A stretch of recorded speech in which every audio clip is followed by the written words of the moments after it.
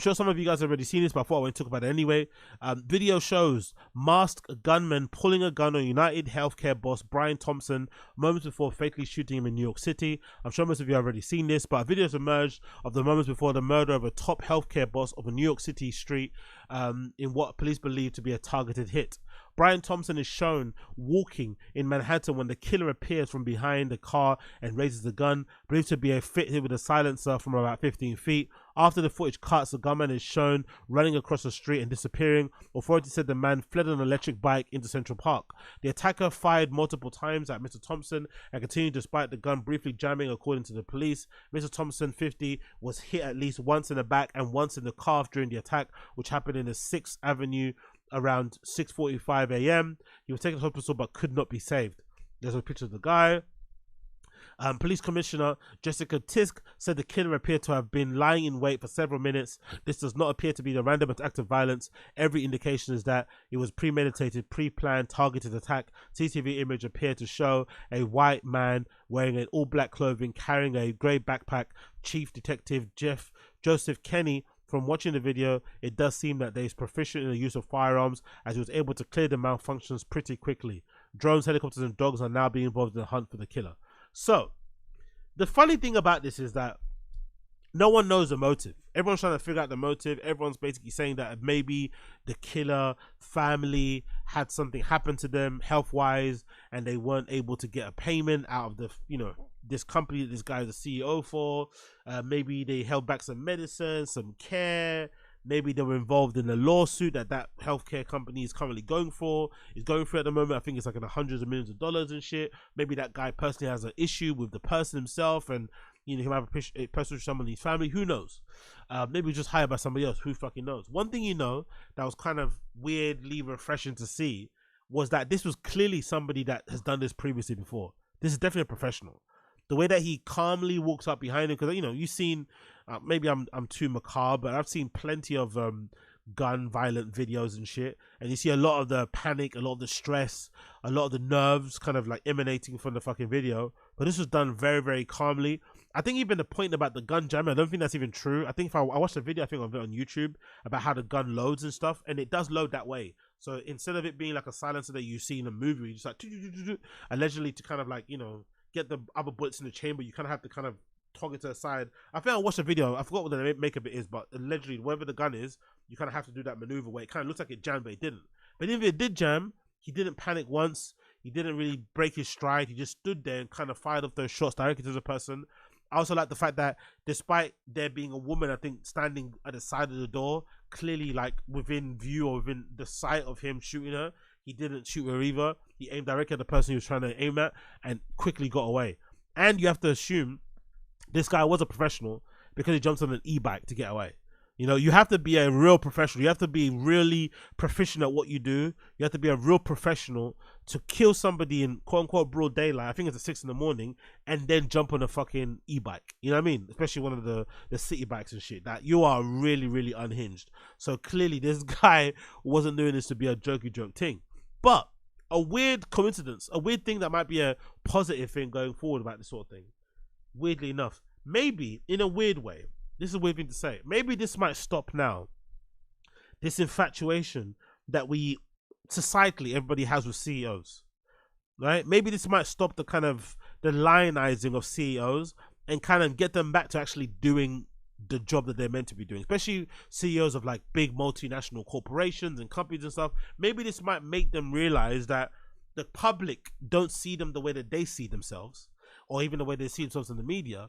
And maybe it might make them more responsible. It might make them decide, hey, let me go back to doing the work. Let me go back to making this company profitable. Let me go back to, surprising, delighting our customers, making our employees proud to work here, blah, blah, blah.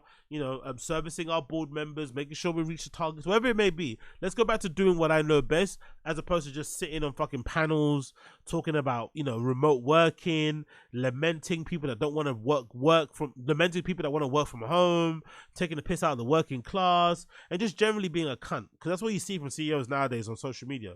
All they're doing is just basically pointing their finger, talking down to us regular civilians and people out there, and essentially trying in their weird way to justify some of their crazy exorbitant bonuses that they get. Like, they don't make any sense. Oh yeah, they're trying to make sense of it. They get all the money. People that work their 9 to 5 that bust their ass gets none of it. So maybe in a weird way, as callous and as heinous and as sad as this guy's death and assassination was, maybe it might do a good thing overall, because it might make CEOs go back to work. It might make them stop being fucking panelists and podcast guests and actually get back to doing work. Maybe. But on another thing, it also could be, as Tim Dillon says, a rallying call for people to go and start attacking CEOs in a weird way. As crazy that is, I can see that being the case too. We could be in a situation now where people have finally realized that, hey, the power doesn't lie with these politicians. The power even doesn't lie with these fucking presidents. Sometimes the soft power lies with these people that are heads of corporations and shit. And people might start targeting CEOs now for causing them the undue pain that they've kind of been, having in their lives. Which is obviously something that has been, spoken about, or kind of, an idea that's been floated within their circles, because I think I read a report recently that said a lot of these kind of like big medical companies and corporate companies in general in America are now starting to take off that page on their website, because a lot of these companies have pages on the website where it's like our team, and it has like all the senior management listed there, like taking those fucking cool, headshots. So a lot of those companies now have removed those pages from their websites, so that it doesn't give people easy access to know who is the leadership of their companies. But unfortunately, Wayback Machines work, archive.ph works and shit, so it's impossible to remove those things. But a lot of companies are starting to put those things down and be like, you know what, we're not going to make our CEO a front-facing public person. If they want to be public, they can, but we're not going to push it public, and we're not going to have them fucking have op-eds written about them in TechCrunch or in New York Times and shit. We're going to keep it a bit private so that people who are unhinged won't go out and fucking murder them and shit. But it's kind of wild. But the other wild thing about this thing is the rewards that have been offered about this guy. I've seen rewards of like $10,000 for this guy who essentially is like John Wick in real life, right? Like, people are offering $10,000 for information to find this guy. And it's like, bruh, if you want the public to be involved in finding this person who's clearly a stone cold killer, surely you have to offer them a little bit more money than $10,000. Like, putting yourself in harm's way to point this person out, report him to the police and shit, knowing full well that it could absolutely upend your life for $10,000. Get fucking fucked. Honestly, get fucked. All these images they found of him, it's funny because, you can't really tell much about him. It's just a white dude, right? Like, some people are saying he might be good looking, cool, but regardless, just a white dude essentially. If he dyes his hair a different color, he completely changes his appearance. We don't know what his face looks like under the mask, because that's something we realized during COVID. Having a face mask can completely change your, the makeup of your face and how people kind of perceive you. So just showing his eyes, it doesn't really show anything. So these images where they're trying to, and I like the police, they're trying to make it seem like they know where he is and they're getting close to finding him. It's like, no, you're not. There's no way you fucking know who this guy is. He's just a regular white dude. There's no way you could pick him out if you didn't know who. If you just saw his eyes, I don't personally think so. And once he takes off his mask, he completely changes himself. So this whole idea that people should be, going out of their way to be fucking amateur sleuths to find him out is crazy. But I do like there was a freaking, there was a post somebody uploaded, I think, online, of this kid online who's, for some reason, he does it by himself anyway as a little hobby on the side. He scrapes data from like city bikes and tracks them all across New York City. And I guess, obviously, because he does it all the time, he was able to pinpoint which city bike this assassin got on. And he's able to figure out where he jumped off and shit. So some of his information was able to help the police in terms of figuring out where he kind of went after he shot the guy, which is fucking wild. That coincidence, isn't it? There's just this kid in his New York apartment just sitting there, Tism is strong, scraping data from city bikes for who knows what he's doing that for. But latest update here regarding the situation. It says here, man questioned in Pennsylvania over gun similar to one used in UnitedHealthcare CEO shooting. Authorities are questioning a man in central Pennsylvania in connection with the slaying of UnitedHealthcare boss Brian Thompson. The man in Altoon drew the attention of the investigation in part because he was found with a gun similar to the one that was used in last Wednesday's deadly shooting. Two sources familiar with the matter told NBC. Imagine getting arrested because you had the same gun that he used. Like, get out of here, man.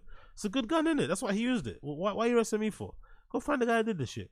The person being questioned was at a McDonald's where customers thought he looked suspicious and called the police. He was in the McDonald's showing off the gun that the other. Yeah, by the way, you know this. Look. This is the gun that guy had. You know, the person being questioned was at McDonald's where customers thought he looked suspicious and called the police. He was found to have a fake New Jersey ID, a gun similar to the one used to kill Thompson with a silencer. Two senior law enforcement said Thompson was gunned down in front of New York Hilton Hotel or New York Hilton Midtown, about 280 miles from Altoon, by Mark's assailant who approached from behind. The killer opened fire around 6:45 a.m. Surveillance footage showed before fleeing on foot and then on bike into Central Park, authorities said. The last footage of the alleged gunman put him in a bus depot in Upper Manhattan. Thompson's slaying sent shockwaves throughout the corporate healthcare world. You know what's funny though about his killing though? He knew, innit? He knew as soon as he got shot. I think he knew. As soon as he got shot and he turned around, because that's a weird thing. He got shot in the back, but he's able to turn around as he fell. So he saw the guy. I think the moment he saw the guy, he knew why. I think he knew why instantly. I don't think he was under any illusions as to why he got murked. I think he was like, oh shit. He realized straight away why he got shot. He probably didn't know the guy. I'm pretty sure he didn't know him. But I'm sure he figured out in that moment when he saw the guy, how he was standing there, how professional the hit looked. You know, how he was just standing in the perfect stance. No swaying left or right. No jumping up and down. I think Brian Thompson knew in that moment instantly why he got murked. I think there's no, he was under no illusions. Most likely there was what you call it, there was like inscriptions on the shell casings, right? Of the shots that were fired. I think 3 shots, 3 encryptions on the bullets. Most likely he probably received, you know, death threats or notices prior to the shooting, you'd imagine. Like, it wouldn't surprise me. It wouldn't surprise me in the slightest if he knew in that moment what exactly went down. But regardless, RIP Brian Thompson. That's no way to die. He looked like he was feeling himself walking down New York Street, maybe heading to a coffee shop somewhere. Maybe he was going over his notes because allegedly he was meant to be giving some speech or something. Maybe he was walking down the street, going over his notes or what to say in the speech, kind of talking to himself, you know, or just getting some air, getting some steps in, and then bang, when you least expect it, man. You never expect it. He got murked. Absolutely wild scenes. Absolutely wild scenes.